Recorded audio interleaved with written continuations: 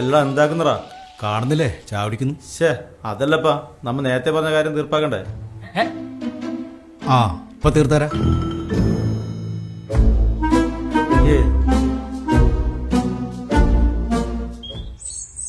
എന്തെത്ര പെട്ടെന്നിറങ്ങിന്? എന്തും പ്രശ്നമുണ്ടാ? അല്ല സിജു, നമ്മളെന്താണ് ചർച്ച ചെയ്തത്? ചർച്ച എന്നാൽ എന്റെ സിജു, ആ നമ്മ ടൂർ പോകുന്ന ഡേറ്റിന്റെ കാര്യല്ലേ സംസാരിച്ചിന്? ഓ ശരി തന്നെ, ഞാനതങ്ങ് മറന്നു. മറക്കും? തീറ്റി കണ്ട നീ എല്ലാം മറക്കും. അതിനിത്ര ചർച്ച ചെയ്യണ്ട. ഡേറ്റ് മുന്നേ തീരുമാനിച്ചല്ലേ? ഏത്? ഡിസംബർ 22. ഞാനൊക്കെ തന്നെ. ഞാനോക്കെ. ഞാനും ഓക്കെയാന്ന്. പക്ഷേ സാമി ഇപ്പം മലക്കോന്ന്. 12 പോയിട്ട് 15 തിരിച്ചു വരും. അതുമല്ല, രമേശനോട് ചോദിക്കണ്ടേ? ഓ ശരി തന്നെ, ഞാൻ രമേശനൊന്ന് വിളിച്ചേ. എന്താ കാര്യം? അത് നമ്മൾ ടൂർ പോകുന്ന ഡേറ്റ് ഉണ്ടല്ലോ, അതന്നെ. എപ്പോഴത്തേക്കാ ഡേറ്റ് ആക്കിനി? നീയും കൂടി വന്നിട്ട് തീരുമാനിക്കാന്ന് വെച്ച്. തീരുമാനിക്കാൻ എത്തുന്നില്ലേ? ഡിസംബർ 22. ഡിസംബർ 22 ആ ഡേറ്റ് ശരിയാവില്ല. ആ ഡേറ്റിന് എന്താ കാര്യം? നിങ്ങൾ അറിഞ്ഞിട്ടില്ലേ?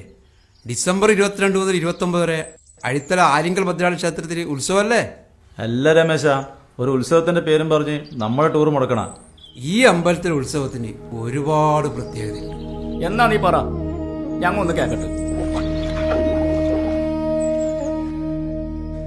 എന്നാ ഞാൻ പറയാം നിങ്ങൾക്ക്. വടക്കേ മലബാറിൽ തെക്കൻ ശൈലി ഉത്സവം നടക്കുന്ന പ്രധാന ക്ഷേത്രങ്ങളിലും മാത്രമല്ല, ഈ നാട്ടിൽ ആദ്യമായിട്ട് ആനക്കൂട്ടി ഉത്സവം നടത്തിയതും ഈ അമ്പലത്തിലാണ്. കുറെ കൊല്ലം മുന്നേ ഈ അമ്പലത്തിൽ ആന വരുന്ന പോകില് പഴയ ആൾക്കാർ പറയുന്ന കേൾക്കണം. ഉയ്യന്റെപ്പാ, ആനയെല്ലാം ഉണ്ടാ? തീർന്നിട്ടില്ല. മലബാറിൽ തന്നെ ആദ്യമായിട്ട് യക്ഷികളം പാട്ട് നടത്തിയതും ആലിങ്കൽ ഭദ്രാളി ക്ഷേത്രത്തിലാണ്.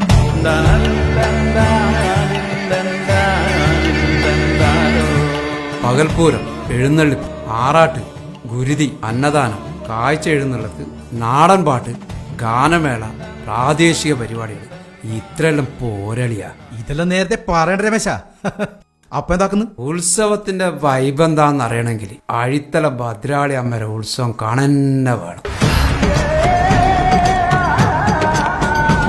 അഴിത്തല ആലിങ്കൽ ശ്രീ ഭദ്രകാളി ക്ഷേത്ര മഹോത്സവം 2025 ഡിസംബർ 22 മുതൽ 29 വരെ. ഏവർക്കും സ്നേഹസ്വാഗതം.